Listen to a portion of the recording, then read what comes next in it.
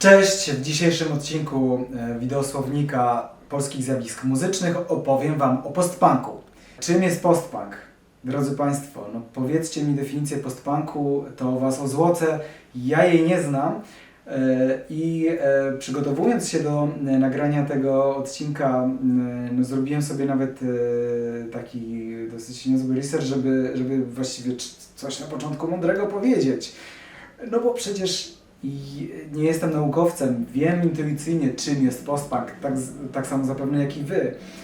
Ale kiedy ta definicja powstała, czym postpunk różni się od nowej fali, czym od różnych innych terminów, które gdzieś tam krążą, no słuchajcie, próbowałem tego dociec. W pewnym momencie, jak zacząłem już czytać 50. definicję postpunku, machnąłem ręką i powiedziałem: ach, cholera, chyba lepiej opowiem po prostu o tym, czym dla mnie jest postpunk i o tym, co sam najbardziej w tym intuicyjnie pojętym nurcie lubię.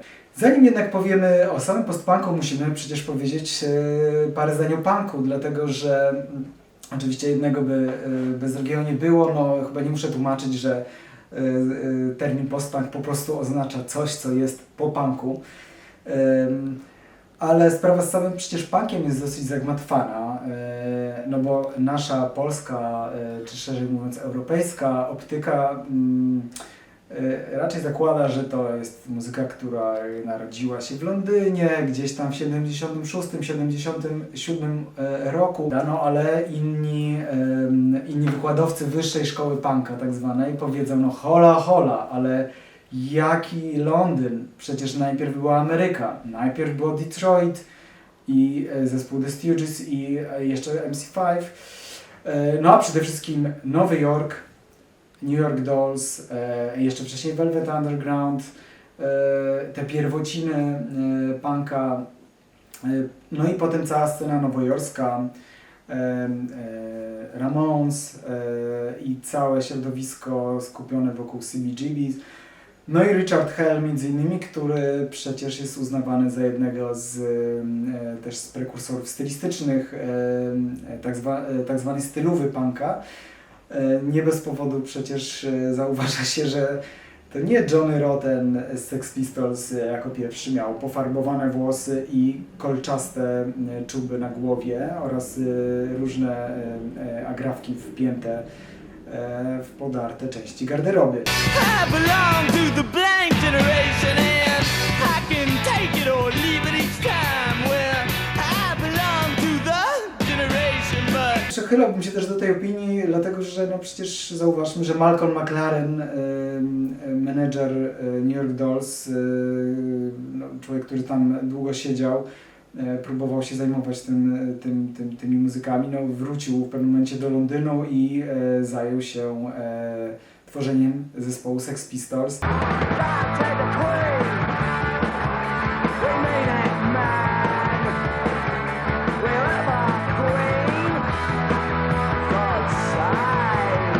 Mówię o tym dlatego, że Sex Pistols i Johnny Rotten, czy John Lydon, bo tak on przecież się naprawdę nazywa, jest tutaj w ogóle absolutnie kluczową postacią, kluczową dla postpunka. Bo kiedy Sex Pistols zaczęło się rozpadać w tym najważniejszym składzie, to było w momencie, kiedy oni grali trasę po Ameryce. John Lydon odszedł, w pewnym momencie trzasnął drzwiami hotelowymi, wrócił do Anglii, zamknął się właściwie w domu i zaczął spotykać się z kolegami spoza zespołu. W pewnym momencie spiknął się z Ja Woblem, jego dawnym znajomym, basistą. Jego przydomek Ja nie jest tutaj bez znaczenia, bo był to muzyk zafascynowany graniem jamańskim. Zespół miał się nazwać Public Image Limited. Wkrótce dołączył do Johna i do Ja Keith Levin, muzyk, który zakładał The Clash. No i tych trzech panów, potem doszedł także perkusista, stworzyło razem muzykę, której świat naprawdę jeszcze nie znał.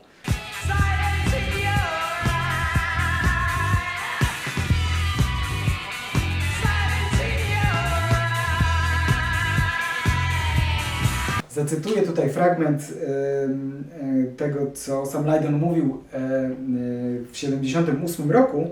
Nikt w tym zespole nie czerpie przyjemności z przesterowanych głośnych gitar, nie można przy tym tańczyć, nie ma logicznego schematu, za którym można podążać. 12-taktowe piosenki rockowe w stylu Ramones są dla mnie nudnym, nie nadającym się do tańca łomotem. Oczywiście to jest sygnał zmęczenia punk rockiem w takim klasycznym wydaniu. No i możemy właśnie powiedzieć, o ile punk rock także w wydaniu Sex Pistols był w sensie muzycznym, nie ideologicznym i nie estetycznym, tak naprawdę nurtem bardzo konserwatywnym.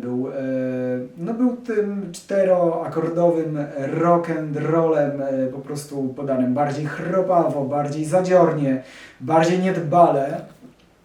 O tyle ta muzyka, którą zaproponowali Public Image Limited, była czymś zupełnie nowatorskim. Opierała się przede wszystkim na równowartości tych czterech składników, czyli wokalu, basu, perkusji i gitary. Nie było tak, że jest solista, a reszta po prostu sobie tam dogrywa w tyle. Wpływy reggae, ale także wpływy innych gatunków, funku, krautrocka, rodzącego się rocka elektronicznego powoli i różnych innych brzmień dochodziły do twórców tej pierwszej fali post-punka na czele właśnie z Public Image Limited i dawały sobie znać. Dalej gitara Keitha Levina brzmiała tak, jak też nie brzmiała wcześniej prawie żadna inna gitara w muzyce rockowej. To były bardzo ostre, metaliczne dźwięki, szarpane, kłujące w uszy, szkliste wręcz. To nie była gra riffowa, nie była gra melodyczna, to było coś zupełnie nowatorskiego. No i wreszcie przede wszystkim wokal Johna Lydona, uwolniony właściwie z konwenansów rockowych, idący, taki forsujący mocno naprzód. No coś niesamowitego. Nikt wcześniej tego tak nie wykonywał, ale to był właściwie skowyt często, to był wrzask, to była wściekłość. Oczywiście nie tylko, bo na pierwszej płycie Public Image Limited, na której, no ja tutaj mam dosyć niezwykły egzemplarz, dlatego że podarował mi kiedyś mój wspaniały kolega Wiktor Skok ten egzemplarz. Jest namalowana. Tu jest normalnie twarz Johna Lydona, niestety jej w tej chwili nie widać. Cała okładka jest zresztą stylizowana na popularną gazetę, na popularne w ogóle tytuły prasowe tamtego czasu.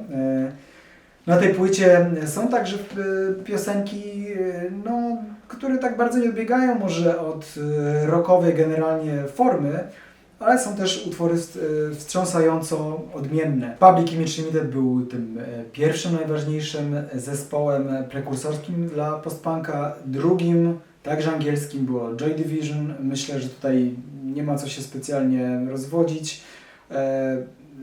Tutaj najważniejsza jest bardzo motoryczna gra basu Petera Hooka. Kiedy zresztą rozmawiałem z Peterem Hookiem i śmiał się, kiedy robiłem z nim wywiad, że gdyby wszyscy ci basiści, którzy przez następne 30-40 lat kopiowali jego styl gry, mieli mu za to zapłacić, czy chociaż się odwdzięczyć, to byłby po prostu milionerem albo i miliarderem, dlatego że właściwie cała późniejsza muzyka rockowa, ta właśnie gdzieś czerpiąca z alternatywy, z postpunka, no zawdzięcza tę grę basu takiego niskiego, motorycznego, mięsistego, przesterowanego, sfuzowanego właśnie Peterowi Hookowi z Joy Division.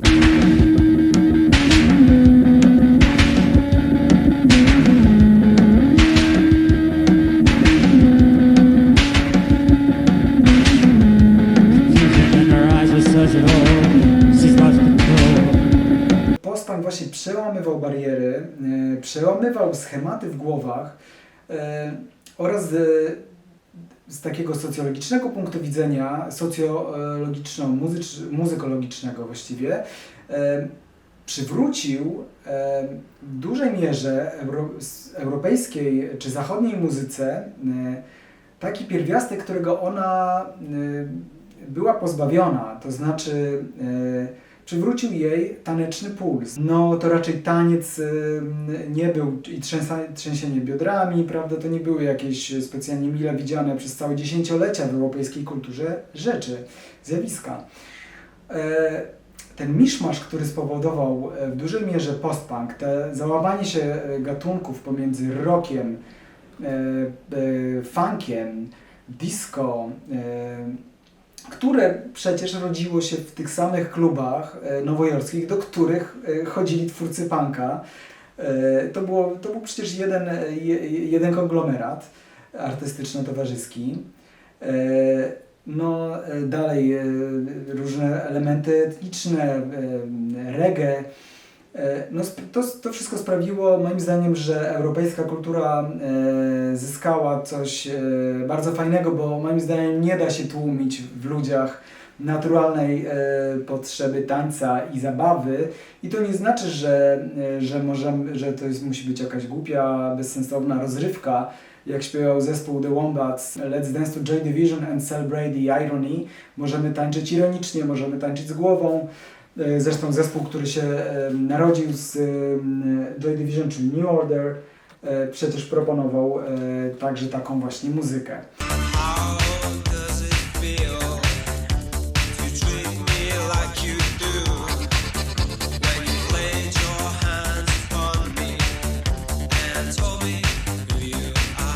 A teraz zapraszam na krótką wyprawę w przeszłość po polskim post-punku.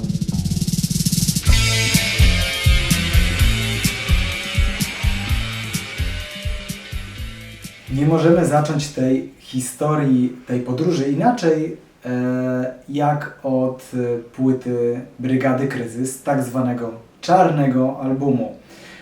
Tak się bowiem składa, że pierwszy prawdziwie post-punkowy polski album jest także pierwszym prawdziwym polskim albumem punkowym. No to są oczywiście paradoksy historii. Mieliśmy taką, a nie inną sytuację polityczną. Urodziliśmy się w takim, a nie innym kraju. To jest oczywiście początek lat 80. Karnawał Solidarności, Robert Brylewski, lider zespołu Kryzys i Tomek Lipiński, lider zespołu Tilt, dwóch bardzo ważnych zespołów tych początków punk rocka. Spotyka się, by po zawieszeniu czy zakończeniu działalności tych swoich macierzystych grup zacząć nową przygodę muzyczną.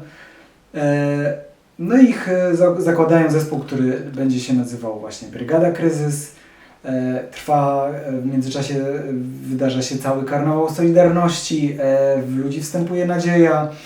Brygada Kryzys także dostaje szansę zagrania na festiwalach solidarnościowych, co zresztą się nie udaje. No to są bardzo ciekawe historie na dzisiaj, ale ten kontekst jest bardzo istotny, dlatego że 13 grudnia 1981 roku wspaniale rozwijająca się kariera Brygady Kryzys nagle przerywa się, czy urywa, tak jak wiele innych inicjatyw, a nawet i żyć w tym kraju. No cóż, dlaczego? No dlatego, że zostaje oczywiście wprowadzony stan wojenny i muzycy Brygady Kryzys są w kropce. W tym momencie firma Ton Press, taki potentat, jeśli chodzi o państwowych wydawców, postanowił przetestować nowe studio nagraniowe w Warszawie na Wawrzyszewie. Jakoś tak się złożyło, że pierwszym zespołem, który został zaproszony do tego nowego studia, była właśnie Brygada Kryzys. Tam Brylewski i Lipiński pod okiem producenta Kuby Nowakowskiego zaczęli po prostu testować różne rozwiązania, a przy okazji po prostu nagrywać swoje piosenki. Ten przypadek sprawił, że materiał, który nagrywali, zyskał nieprawdopodobne brzmienie. Takiego brzmienia jeszcze w Polsce nie było. No właściwie można je gdzieś tam porównać do brzmienia Joy Division, trochę do brzmienia właśnie Public Image Limited, ale nawet jak sobie posłuchacie takich odrzutów z sesji nagraniowej do pierwszych nagrań Joy Division, to właśnie to są bardzo podobne rejestry dźwiękowe. Bardzo dużo przesterów, nienaturalnych, zdehumanizowanych brzmień kojarzących się z jakimiś fabrykami, jakimiś metalowymi windami, jakimiś klatkami, albo nawet klatkami Faradaya, prądem, metalem. Tu też przypominam o właśnie metalicznej gitarze Kefali-Vinas PIL. No i ten cały zestaw przypadków, także taki przypadek, że Robert Bryleski po prostu miał beznadziejny, był biednym chłopakiem, nie miał żadnego właściwie porządnego pieca, więc Kuba Nowakowski załatwił jakiś wspaniały sprzęt, którym oni od razu zaczęli się bawić. No i ten cały zestaw różnych przypadków sprawił, że czarna płyta Brygady Kryzys ma tak niesamowite brzmienie. To zresztą chyba mi się wydaje, że to był pierwszy przypadek w historii polskiej muzyki, kiedy producent był w tym wypadku 5. czy 6. członkiem zespołu na równi z muzykami.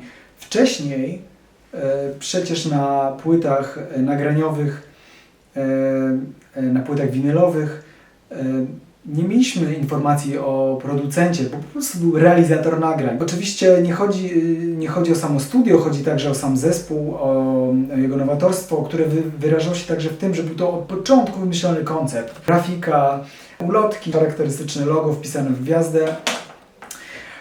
No i Czarna Brygada Kryzys była także pod tym względem przełomem, bo chociaż nie było tam tych najsłynniejszych wówczas utworów Brygady Kryzys, takich jak Wojna chociażby, którym ten zespół zaczynał wówczas każdy koncert, bo on po prostu nie przeszedłby cenzury, to przez te ograniczenia płyta zyskała ponadczasowy wymiar,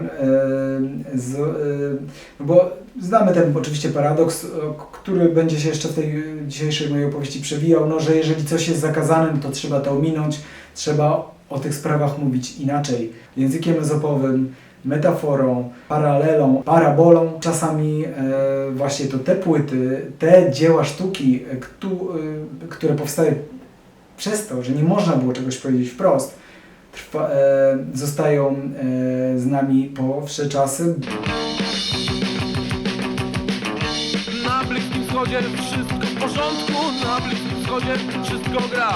Tam pokój i spokój, jechać tylko tam. Życie im płynie słodką ropą, banany, cytrusy i słońca żar. Teraz przejdę do innej kasety.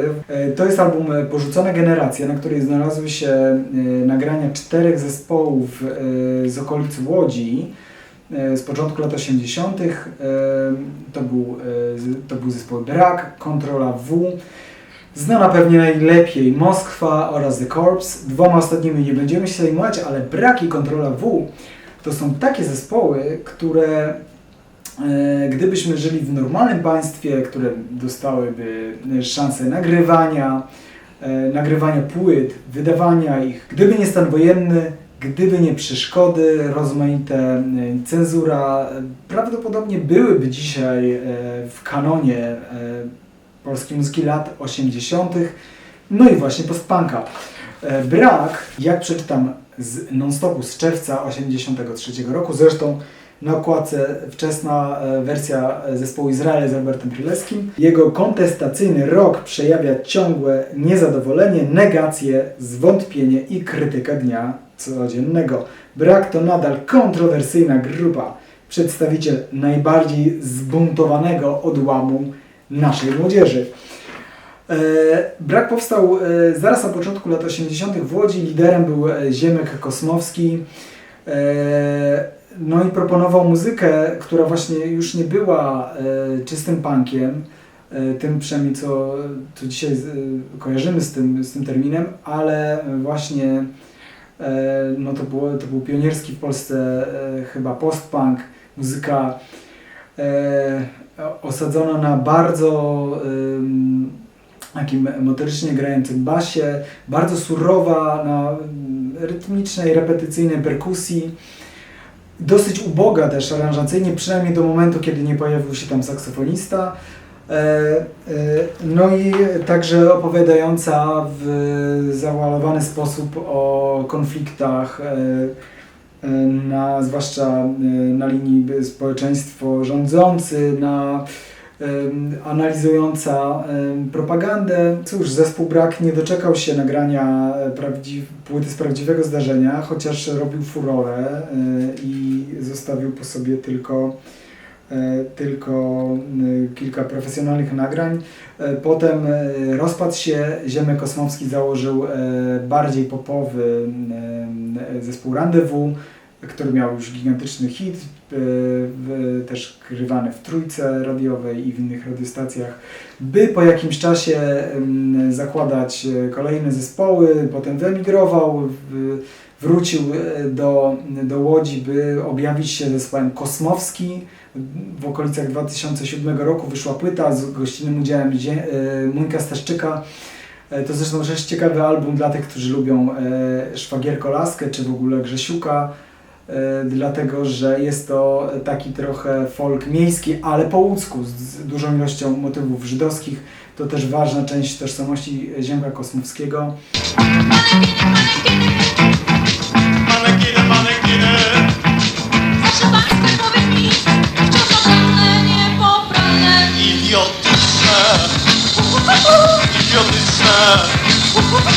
Kontrola W, drugi zespół z tej składanki, z kolei zespół ze Zduńskiej Woli. Dziś chyba lepiej pamiętany z powodu głównie tego, że gdzieś tam się pojawia, kiedy mowa o tym, że w tym zespole na perkusji grał Wojtek Jagielski, później znany dziennikarz muzyczny, wreszcie gospodarz najpopularniejszego na przełomie wieków talk show. No i ten zespół także zaczynał od takiego surowego dosyć grania, dosyć nawet powiedział takiego topornego, ale w dobrym tego słowa znaczeniu, ale charakteryzował się od początku czymś, co go bardzo wyróżniało na tle konkurencji, czyli dwoma wokalami damskim i męskim. To było rodzeństwo, które stało na czele tego zespołu z mikrofonami. No i to rodzeństwo dokonywało dosyć fantastycznych rzeczy, jak na polskie warunki, dopełniało się, uzupełniało, ale zespół po nagraniu, po zaistnieniu tu i ówdzie rozpadł się, bo to byli licealiści. I by odrodzić się po pewnym czasie w Warszawie, to już było 85 rok, jako Kosmetyki Mrs. Pinky. Jarocin 85, tam Kosmetyki Mrs. Pinky dały wspaniały koncert, zostały zresztą laureatami tego festiwalu. I to już jest zupełnie inny etap tego grania, zwłaszcza jeśli chodzi o właśnie ustawienie wokali. Widzimy tutaj nieprawdopodobny postęp wokalny Katarzyny Kuldy, która z takiego skandowania nieśmiałego nagle wyrasta na wokalistkę o wręcz, no może przesadzę, jeśli powiem, operowych warunkach, ale o głosie potężnym, bardzo wysokim, idącym w szalenie wysokie rejestry, co doskonale dopełniało z kolei niski głos jej brata.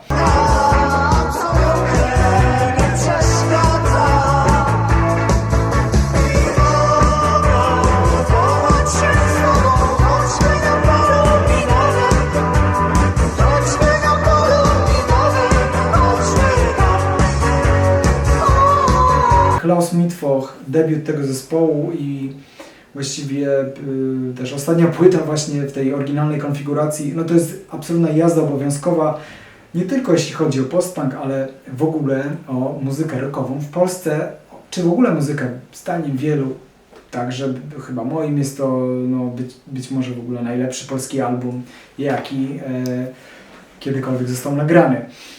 Co się na to złożyło? No nieprawdopodobna forma zarówno tekstowa, jak i muzyczna lidera tego zespołu, Lecha Janerki, wiadomo, pomnikowej postaci polskiej muzyki rockowej. Mamy tam do czynienia po pierwsze z niesamowitymi łamańcami muzycznymi basisty wybitnego, jakim był Lech Janerka, ale także grającego i perkusisty, i gitarzysty, bardzo kreatywnych muzyków. Tam słychać, że odzywa się cały zespół. Jeżeli znacie Talking Heads, wiecie, o czym mówię, to jest absolutnie ten poziom, a może nawet wyższy.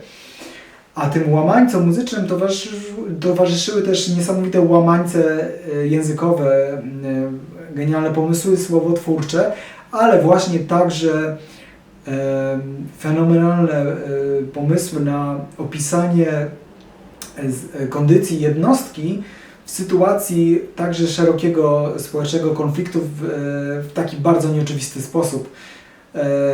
Z pozycji kurdupelka, który gdzieś tam jest zmuszony zmagać się ze słoniem. No i tym słoniem jest oczywiście gdzieś ta władza, czy w ogóle rządzący nami, ale ten słoń to jest także druga strona nas, która być może wcale nie chce ciągle walczyć, zmagać się i wolałaby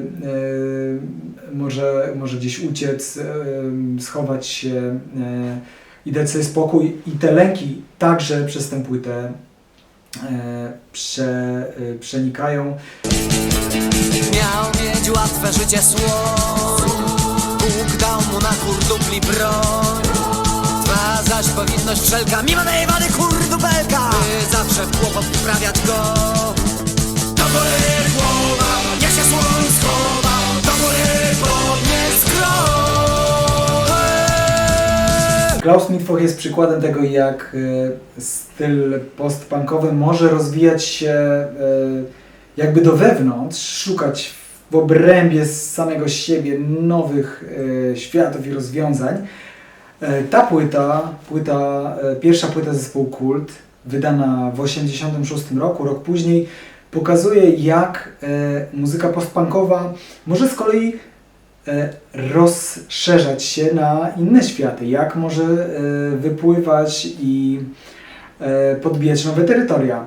Bo tak jest właśnie ten album, debiutancki album Kultu, który wtedy, w momencie kiedy wyszedł, dosyć zdziwił recenzentów, bo częściowo nie znalazły się na nim po pierwsze te najbardziej wtedy wyśpiewywane na koncertach utwory, takie jak Do Ani, ale też na przykład Wódka czy Polska, co troszkę nie dziwi, no bo to akurat Wódka i Polska to cenzura no raczej robiła swoje, na pewno wtedy silniej niż później. No a po drugie, tutaj Kult gra dużo mniej ostro niż na koncertach, przynajmniej tak to relacjonowali ówcześni krytycy. Z jednej strony mamy wierność takiej nowofalowej tradycji w postaci utworu Krew Boga. Z drugiej strony mamy przecież utwór, który formalnie jest chyba właściwie bossanową, czyli Mędracy. Bardzo to jest różnorodna płyta, także są przecież balladowe utwory. Mamy utwór, który ja bardzo lubię, czyli Religię Wielkiego Babilonu. Właściwie kawałek totalnie prymitywny. Rzadko kiedy tam w jednym momencie słychać dobrze więcej niż 2 instrumenty, właściwie składające się z takich segmentów powtarzalnych, a najważniejszym motywem jest tam po prostu plumkająca linia basu. A ja wiem, on kłamie. I chociaż dawno nie wierzę, to widzę w każdym domu religia Wielkiego Babilonu. Kolejna bardzo znana płyta, czyli Siekiera i Nowa Aleksandria. Bez niej także nie sposób sobie wyobrazić polskiego postpunka. O zimnej fali, bo bez wątpienia Nową Aleksandrię trzeba zaliczyć do tego nurtu. Bardzo dużo mówił już Piotrek Pawłowski w odcinku poświęconym temu gatunkowi. Ja tylko na Siekierze się tam bardzo nie skupiał, dlatego pozwólcie, że w 2 zdaniach powiem o tym, że jednak jest to taki fenomen chyba światowy, trochę w ogóle podobny w sumie do tego, co zrobił John Lydon, to znaczy zespół, który zdobył dość nagle mistrzostwo w jednym gatunku, nagle właściwie niemalże się rozpadł, no bo odszedł wokalista Tomasz Budzyński po Jarocinie 84 z tej hardcore punkowej siekiery, nazwa znacząca, zrezygnował, odszedł, potem założył armię z Robertem Brylewskim i siekiera została bez wokalisty, na wokal przeszedł basista, zmarły dosłownie niedawno Dariusz Malinowski. Doszedł także klawiszowiec i zespół nagle zyskał nowe oblicze i tak jak był wybitny w swojej punkowej naturze, tak został zespołem absolutnie wybitnym także w nurcie zimnofalowym. Sugestywny świat, który powstał na płycie Nowa Aleksandria, wydanej właśnie w 1986 roku, jednak nie od razu został doceniony, co jest bardzo dziwne, bo nawet sam lider Tomasz Adamski w non-stopie narzekał na jakość nagrania i mówił coś, co nawiąże do tego, o czym mówiłem na początku, o tańcu. Sam mówił w swoim manifestie, że nie zabijajcie pierwotnych odruchów, one was wyzwolą, a dalej mówił: moje teksty mają na celu wyzwolenie pewnych ukrytych pożądań ze zdeformowanej przez cywilizację świadomości. Bardzo mi zależy na tańcu, jest to tak ważny rodzaj ekspresji, chyba najpiękniejszy. Chciałbym, żeby moja muzyka służyła ludziom do tańca. I mówił też dalej, że jego taką wizją spełnienia jest koncert, na którym słuchacze na końcu leżą po prostu roztańczeni, już na podłodze nie mają siły. Spójrzcie, stoję, ja stoję, tańczę, ja tańczę.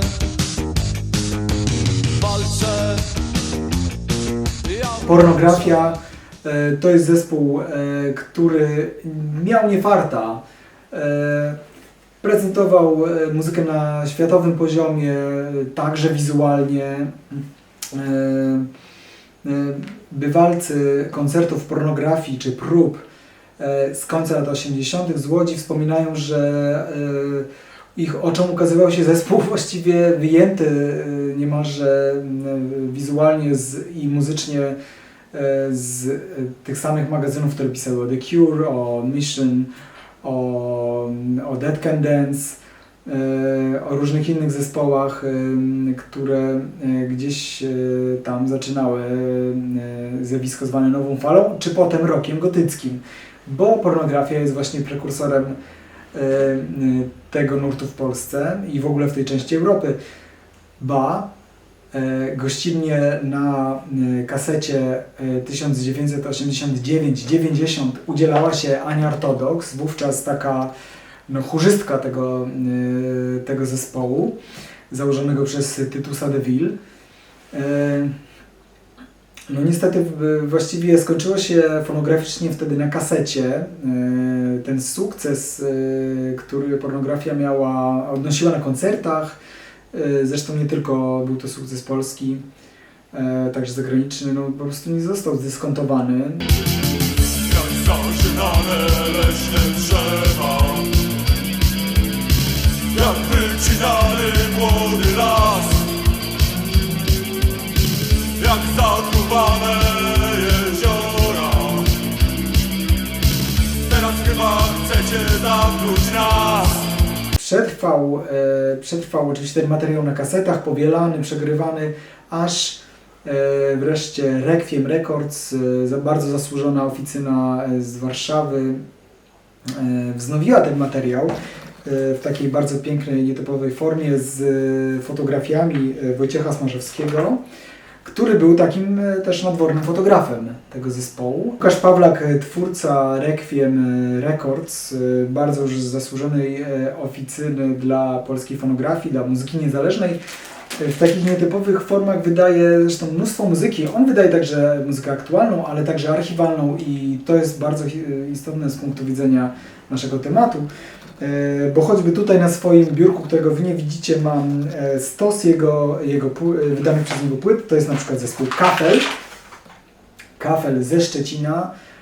Grupa właściwie trochę performatywna, trochę grająca na syntezatorach, trochę zajmująca się jakimś teatrem ruchu, bardzo ciekawa.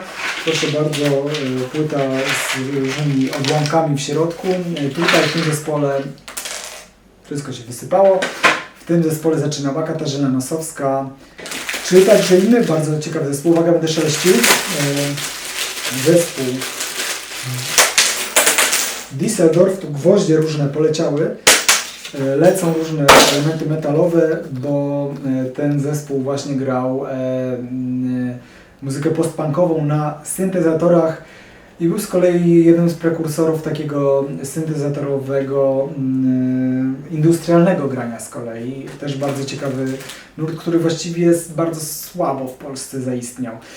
A ja mam pytanie do Łukasza. Łukasz, powiedz, co właściwie jeszcze kryją archiwa polskiego postpunka? Seria archiwalna w Requiem Records to linia, którą prowadzę od kilku lat. To ponad 20 pozycji prezentujących zespoły, które często w chmurkach historii utonęły. Są to zespoły, które już nie działają od wielu, wielu lat. Ja, będąc wydawcą, staram się oddać swego rodzaju kult tym nagraniom, tym historiom tych ludzi, gdyż oni funkcjonowali w oderwaniu często od głównego nurtu związanego ze sceną muzyki niezależnej. Ja chciałem wam pokazać jak gdyby przykład linii, która zahacza o ten tak zwany post-punk, a która jest zakorzeniona w muzyce postindustrialnej i jej różnych odnogach. Przykłady. Zespół Kiński, zespół Agressywa 69, zespół Nowy Horyzont, zespół Wieloryb czy Rigor Mortis, czyli gwiazdy, umowne gwiazdy sceny Fabryka na festiwalu w Jarocinie w 1994 roku. To tyle, jeśli chodzi o lata 80. Oczywiście historia polskiego postpunka się na tym nie kończy. Lata 90. nie były zbyt ciekawe raczej dla tego, co kryje się intuicyjnie właśnie pod tym terminem. Lata wczesne 2000, może bardziej, zwłaszcza te w drugiej połowie, kiedy do Polski także dotarła tak zwana nowa rockowa rewolucja i moda na granie w duchu takich zespołów jak Interpol czy Editors, a później także The White Lies, które garściami czerpały z nowej fali, z postpunka, z grania tego wymyślonego właśnie przez Joy Division. Mój ulubiony album powstał na fali tego zainteresowania taką muzyką, czyli płyta zespołu Folder.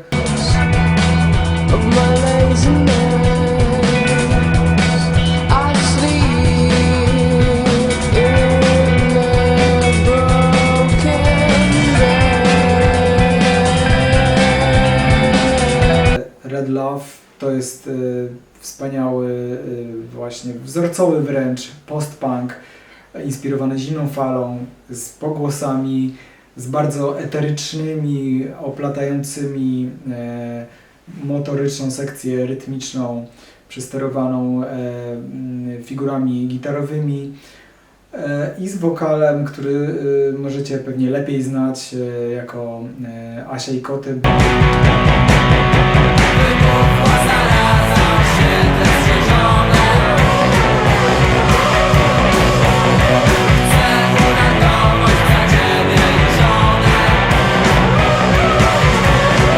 Ale zostajemy w Gdańsku dlatego, że tam działa do dziś od paru lat ładnych zespół Nagrobki, który wydaje mi się najciekawszym gdańskim zespołem postpunkowym. Ja tutaj wyszperałem z moich półek taką płytogazetę Stan Pracy nie pamiętam już z którego roku, z 15.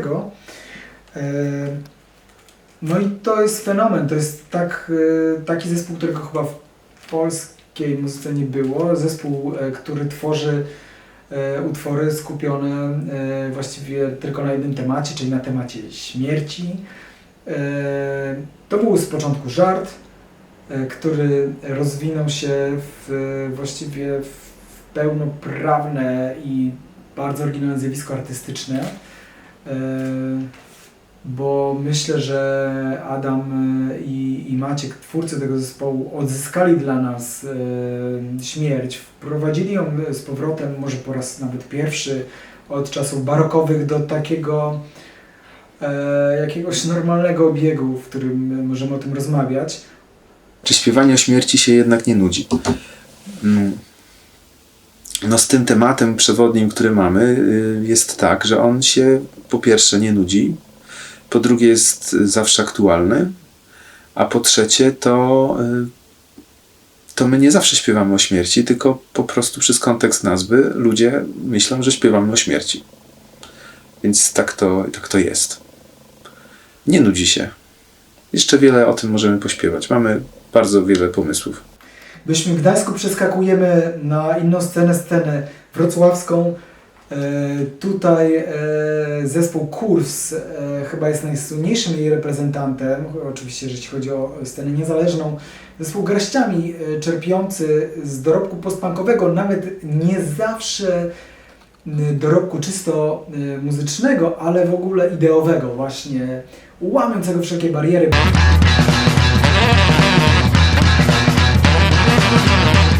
Ukryte zalety systemu, zespół poniekąd braterski wobec Kurs, bo to jest ta sama jakby załoga wyrastająca tam z klimatów punkowo-skłotowych.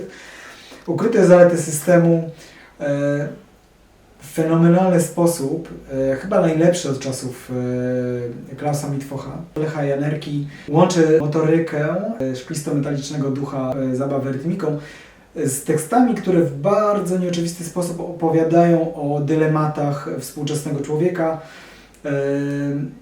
Jeżeli chodzi o właśnie ukryte zalety systemu, no to jest stosunek człowieka z kolei do kapitalizmu, do tego systemu, w którym my żyjemy.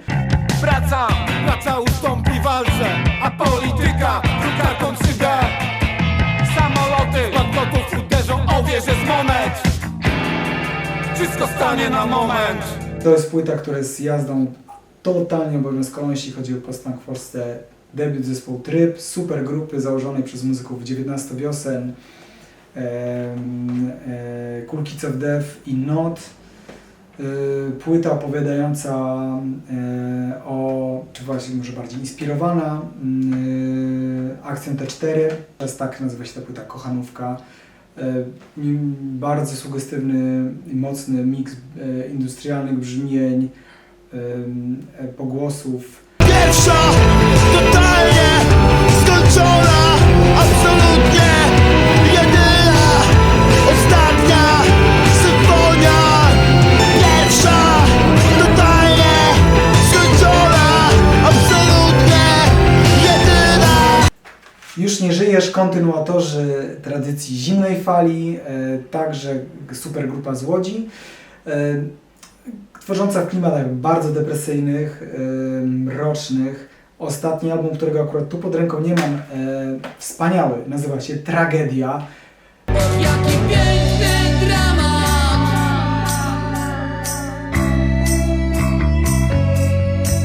Och, jaki piękny dramat.